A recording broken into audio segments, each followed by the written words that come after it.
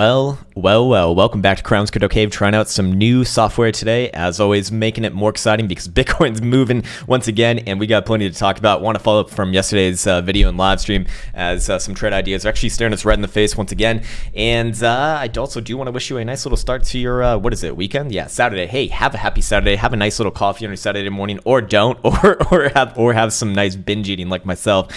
As always, I do want to wish you well. Do want to wish you the best, the haps of the happiest, and apologize in advance if there's any sort of issues with this video. I'm trying out some new equipment right now. Finally got my Apollo audio interface working, so I'm really happy about that. But I need to make sure that I'm actually doing it right. So I can see that I'm redlining a little bit, so hopefully I'm not raping any ears. Hopefully I sound like a goddamn angel, not like nails on a chalkboard like a raspy lesbian. And with all that said, let's get in a live scene right here, right now. And there it is. There it is. Unfortunately, no transitions today. No teleportation can be initiated, unfortunately. But I do want to show my positions, a little bit of skin in the game right now. I am long. I'm still holding the same position that that I had last night, long about 400,000 contracts, almost a 500,000 long on my streamer account, which I didn't really plan for it to get to be this much, but it's these December futures that I really put on a real position, and basically just buying that last wick down that we saw yesterday. So it's one of those positions where I basically get to trade exactly the way that I want to as we come down and kind of test this support right here on price action. I'm always going to be a buyer on support if the overall macro trend is to the upside, just like I'm always going to be a sell on resistance if the overall macro trend is to the downside. And in this case, giving me a nice little position where, it makes it quite easy to kind of manage going forwards here. Get to have a stop and profit, which, always makes it, a little bit nicer when you have a risk-free trade. Anyways, with regards to that, as always, want to be transparent as possible. And with showing those positions. Now let's get into the actual charts themselves. Let's make sure that I'm recording right now. Okay, I believe I'm recording. I think this is how it works. This is a little bit different, but all good. Anyways, I want to start off on the daily with all the simple moving averages once again, because I want to track this, because if we do see all of these guys switch around, I would be very comfortable with also calling some more prolonged downside into the 8,000s, most likely, maybe even in the 7,000s. But right now, we still see kind of the same setup that we saw last night. We do see the red 10 simple moving average crossing the downside of the yellow 21. Both do have negative slopes, which would be considered bad. But I consider this first and foremost a nice consolidation right here, and it's the blue 30 simple moving average that's really going to govern the overall direction to me. So again, this is this is kind of like a strategy that my mentor used to use in traditional markets to judge if an asset, the general direction of an asset. It doesn't give you too much more than that. The slope of all these guys is what we're really looking for, and when they all kind of align with each other, and when we get all lower periods trading above higher periods, or vice versa with regards to that trend, that's when you can get some pretty nice trending moves. And right now we're kind of seeing, we're obviously seeing it go into a decision phase, what I really want to talk about, because we do see the red 10 symbol get below the 21. And they're all below the 30 simple moving average right here, this blue moving average. So that is that would technically be a more bearish setup. However, it's not until the 30 simple gets a negative slope where I would be actually looking for this to break to the downside, and that's going to likely come into into conflict with the green moving average right here, which is just the 50 simple. So if we were to come back down, technically yes, this would be the target for this, right around about $10,000 even. However, I would say that if we come back down to this region, it very unlikely holds, and we probably do head back down actually to about 9600-ish region. That would be kind of what I'm looking at right now. Now, it is worth mentioning while we are here that daily Stokes are actually looking across to the upside, and these have been damn good with getting the overall major moves for Bitcoin. So this to me is actually a big deal, and kind of one of the reasons why I do want to hold long if I can. We also see daily RSI kind of fighting around and rejecting the bearish control zone. If we can actually see the daily RSI get back above this exponential moving average right here and work its way through the neutral zone in confluence with the daily Stokes, turning back up as well, then I would say that that's a pretty damn good setup, and we probably do take a stab towards the next area, which if we do break to the upside from here would be about $11,200 target. Not only that, and what I want to reference a little bit more is that if you do have access to the Joule, understand that this area this is a Fibonacci area. So a lot of the time you will see during a consolidation phase a bounce from counter direction coming into this area right here. This is going to be the 618, right? So a lot of people are going to be having that on their charts. A lot of bought and algo activity around that region. So that's kind of what I'm looking at right now, just because the daily soaks have been damn good with getting the direction. The last time that we had across the upside was actually right here, leading up for about a $2,000 move from 11,000 to 13,000. The time before that we got one was over here on 10th of June, leading out from this base, kind of a not super similar, but kind of similar in a way, coming out of this base after a nice little consolidation correction, and then straight upwards and onwards. And the time before that we actually saw across the upside was way on over here in what was this, 1st of May, yeah, leading us out from 5,200 all the way to that $9,000 target a few weeks later. So again, we're looking at long-term price action here. I don't want to make it sound like any of this shit is happening like today or tomorrow. It's not. It's this we're talking about probably weeks weeks out maybe. But if we go back down to lower time frames, we can judge something that's a little bit more pertinent, a little bit more immediate to the current price action. I'm going to put back on all of these beautiful exponential moving averages, get these disgusting simples out of my face, and we can see what we've been talking about for the past couple days, which is still staring us in the face. The death cross on the 4-hour, which actually let me get rid of everything here. We're just going to be using the 50 exponential and the 200 exponential moving average. Yes, exponential moving averages, moving average crosses hold significantly more weight to myself than simple moving averages, and in fact, the simple moving averages have already actually death crossed way over here. But the reason why I use exponentials is because right now you can see that we're very obviously putting up a fight within this region. So if that's going to happen, what that implies is that the death cross hasn't really fully initiated itself yet, and we're actually having a fight. We're having like a war over this region rather than having resolution as of right now. If we do officially cross the green 50 exponential moving average to the downside of that purple 200 exponential moving average, then we're going to have likely some big problems. First target would very extremely likely would be about 10,000. Second target would be about 9,600.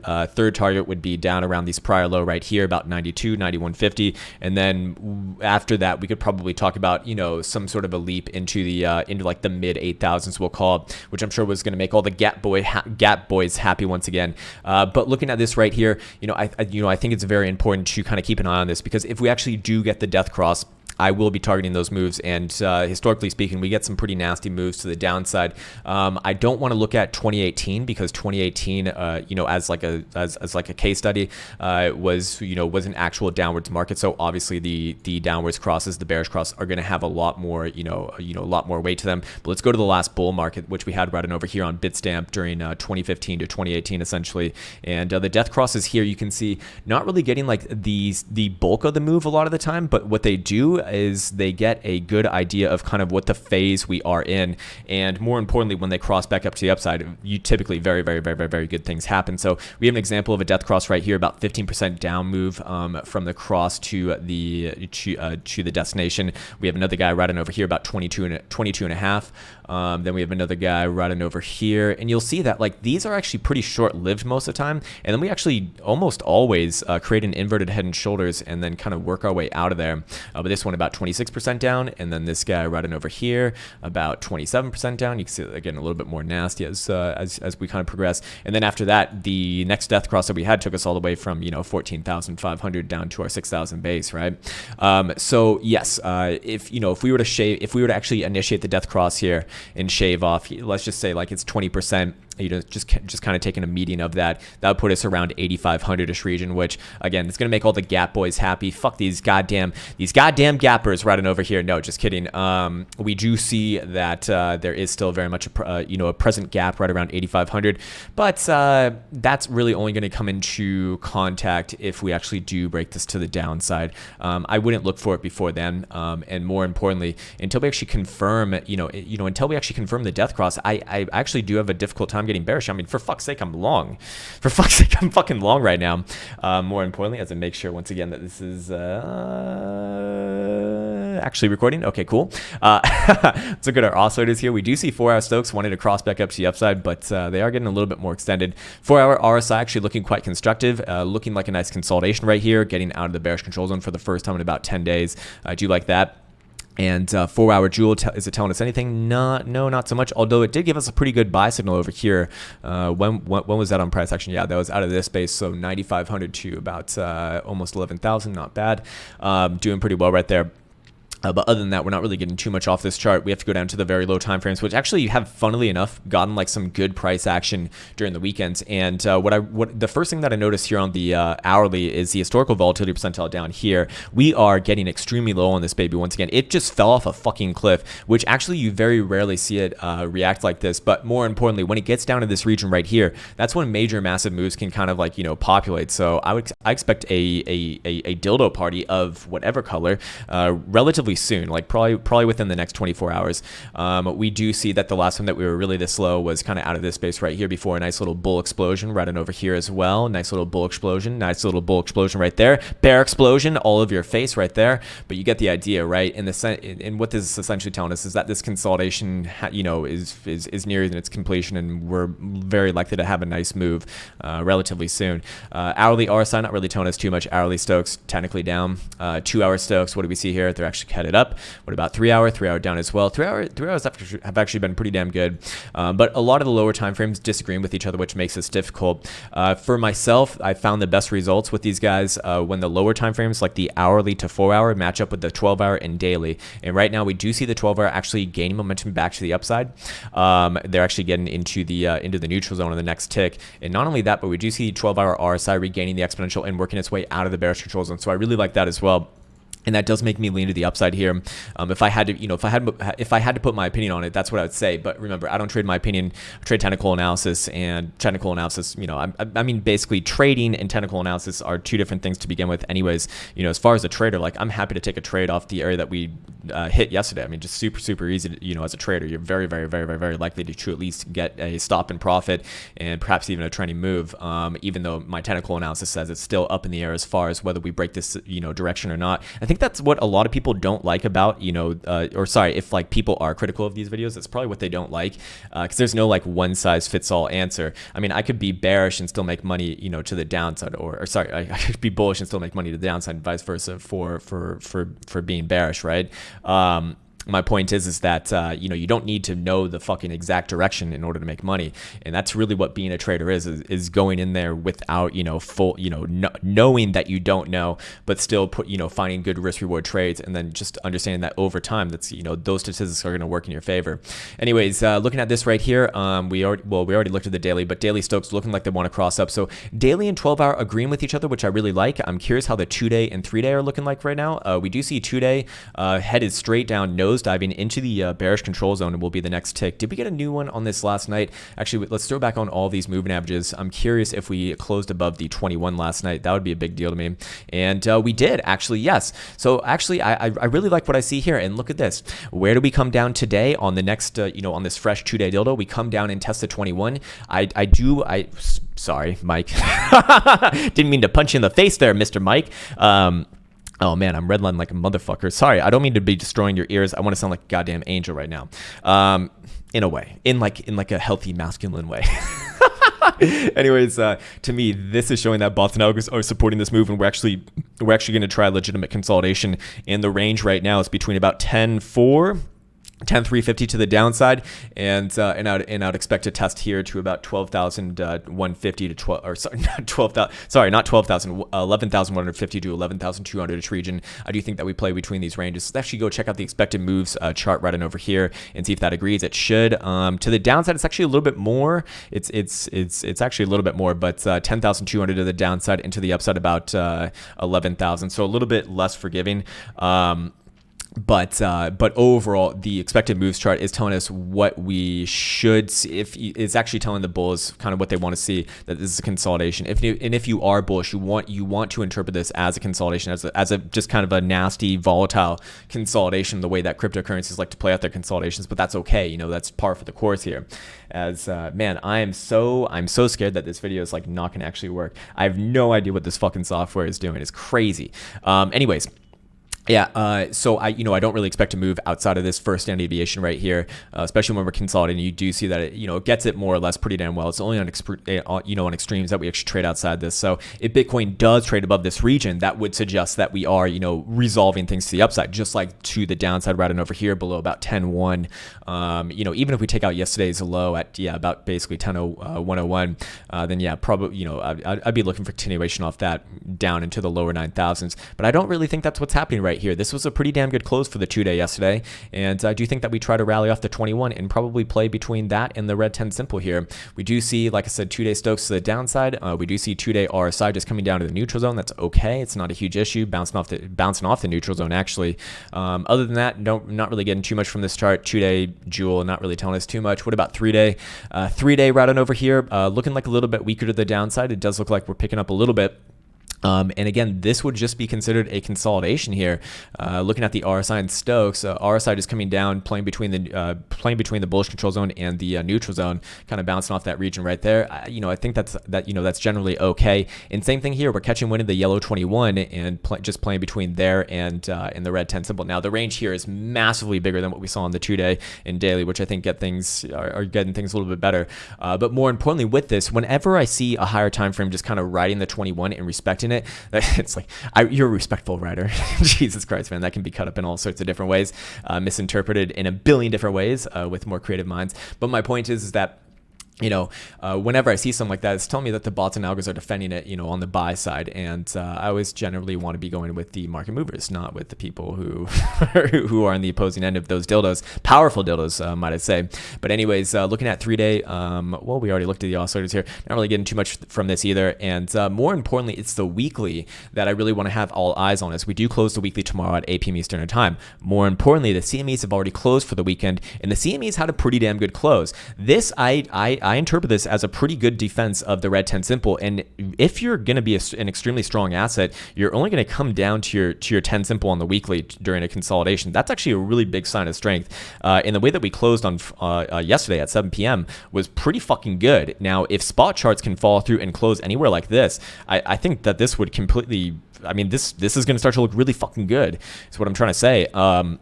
More importantly, even during like healthy markets, healthy pullbacks are very normal to come back down to your yellow 21, which historically speaking, Bitcoin loves to play off the 21, both to the upside and to the downside. And we haven't even tested the 21, which would be coming in right around that mid 8,000-ish region. So a lot of things match up with the mid 8,000s if we do break to the downside. But I'm actually not really looking for that to happen right here. This is a pretty damn good reaction. And thus far, I think should be respected, especially if we close tomorrow on spot charts anywhere above about 10.5. I'd say that's pretty damn good. But then again, that's a whole 24 hours away. And that's just an eternity in cryptocurrency land right now. We see like $1,000 moves in the span of 5 fucking minutes. Crazy shit. It's a goddamn war zone going on right now, but it makes it fun, right? And going back to the daily right on over here, you can, there are multiple ways to kind of get this next move. Like we said, if the 4-hour death crosses, yes, I will be targeting those downwards moves, 10,000, 95, 92, and then 88, and, bounces from all those regions likely as well. It's not gonna be like a straight line. It's not gonna happen like that same day, but it probably happens over time. By the same token, you could also just use the green 50 exponential moving average on the daily right here, or the yellow 21 right here to the upside. Now, technically my rule is that I don't like to play short, medium, or long-term long as long as we're below the daily 21, and vice versa for short. And this guy right here, you can see, is very obviously rejecting price action, creating our lower highs thus far. So it would be a big deal if we actually get above this yellow 21. And again, it shows that the bots and algos are defending this from the sell side. So that's where the bears are right now, and they need to defend this area because not only is it the 21, which kind of governs that short-term direction, but it's also essentially defending this last swing local high right here. So if we get above it, then we're creating higher highs, and then I'd say a move towards 11.2 is extremely likely, but really I'd have my eyes on 11.8 right around here, and then maybe even $12,000 plus. So that's kind of what's at stake right now. And I would say that overall, the longer that Bitcoin kind of lingers here, the better it does. Whenever you grind against a major moving average, it typically does, imply good things. Not always. I mean, there certainly are the BART sims of this market. I don't know if this one's gonna BART or not. I don't really think that there's like a good way of looking at BARTs, but bulls are looking at this as like some sort of ascending triangle is what it's kind of like shaping out to be. Something like this is what they'd be looking at. So we could make a measure move off this. I'm gonna guess that it points somewhere towards towards one of those next targets. Yeah, 11,200 right here. So if we break to the upside, that's where essentially I'd be looking towards. I know a lot of people are looking at this, also as an inverted head and shoulders. The volume signature is completely wrong for this being an inverted head and shoulders. So I would say that that's quite unlikely. And more importantly, I see a lot of these ones start to really like get elongated. When you see this on the right shoulder or the potential right shoulder, that's not a good sign. And more importantly, the more, the longer that the right shoulder drags on, the more and more that, you run the risk of it kind of barting. But let's just fuck around with this for a second here. What if it's an inverted head and shoulders?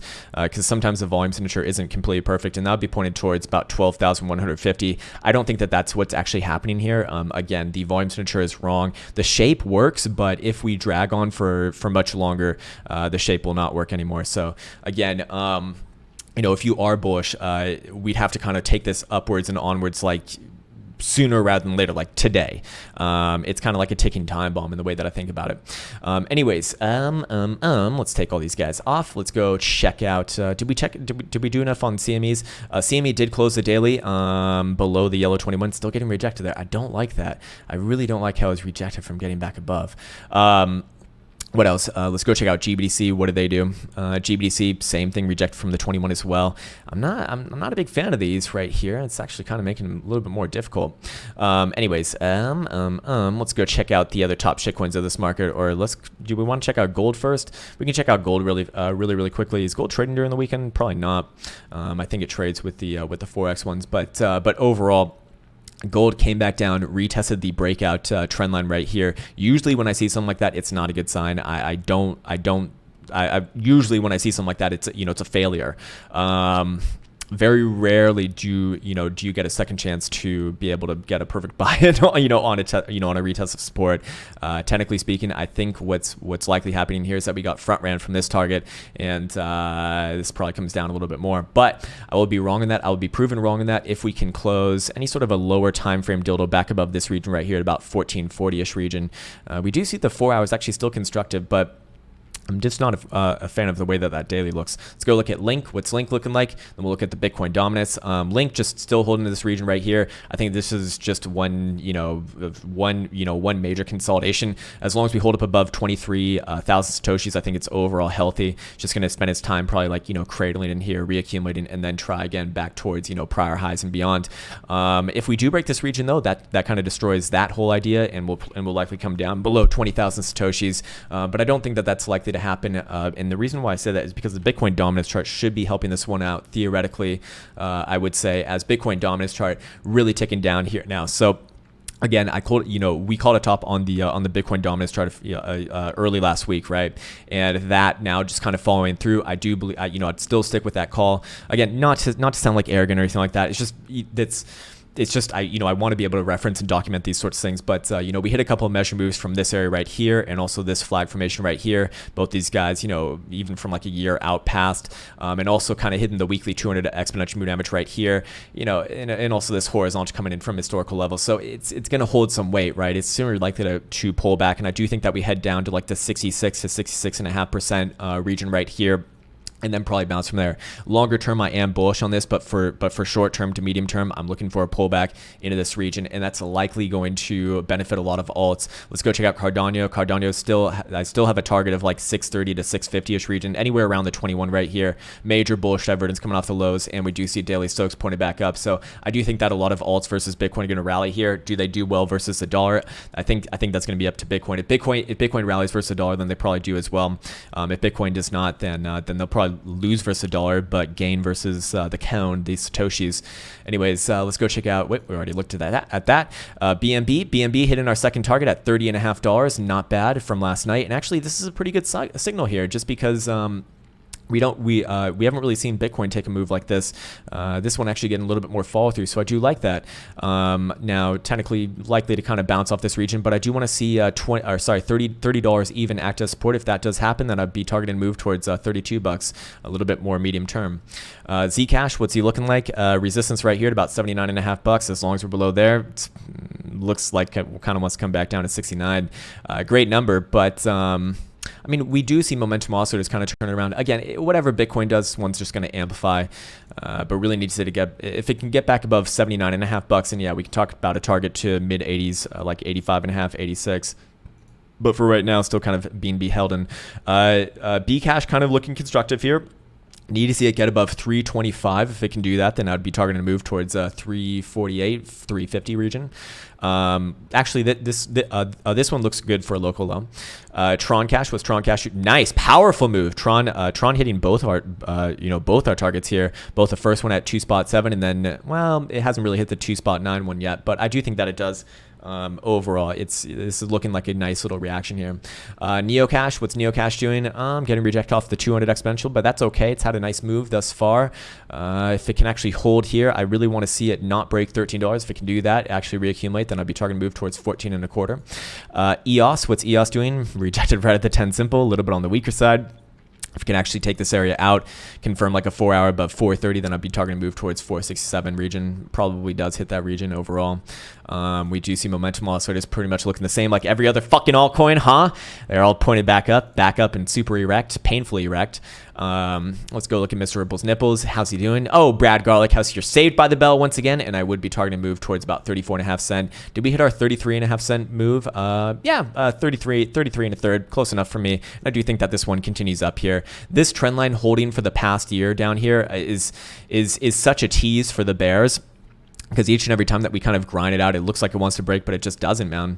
It's not that it doesn't, but it hasn't, right? And more importantly, if we actually do break it below 30 cents, then we can start talking about targets into the lower teens and maybe even single digits. But this one's been holding up for the past year and looks like it wants to hold up for a little bit longer. I would be targeting a move actually higher here, 34.5 cent. Monero, what's Monero doing? Probably back up. Looks like he wants to test towards 89.5. Well, I kind of already got that one.